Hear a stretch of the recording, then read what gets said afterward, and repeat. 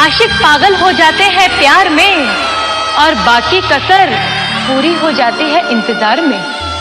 आशिक पागल हो जाते हैं प्यार में और बाकी कसर पूरी हो जाती है इंतजार में। मगर ये लड़कियां नहीं समझती, पानी पूरी खाती फिरती है बाजार में।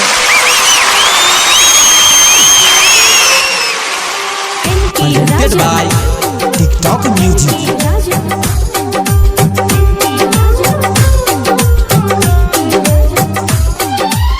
Presented by TikTok Music.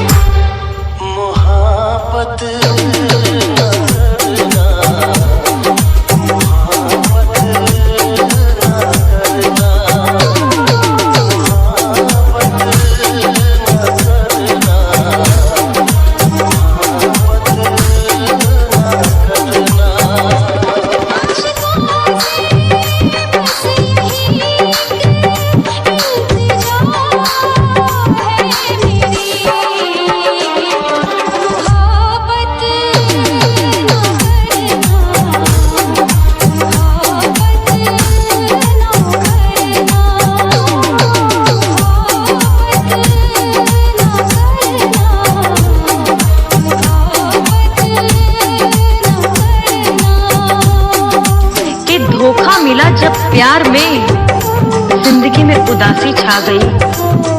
धोखा मिला जब प्यार में, जिंदगी में उदासी छा गई। सोचा था छोड़ देंगे इस राह को, पर आज मोहल्ले में दूसरी आ गई।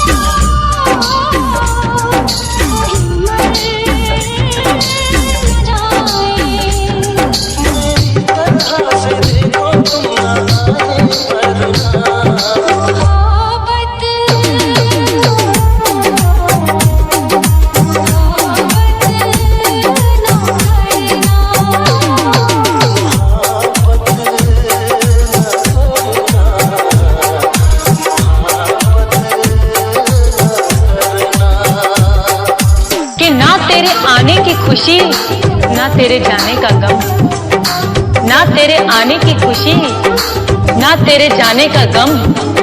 जा बहन जा, अब से तेरा किस्सा भी खत्म।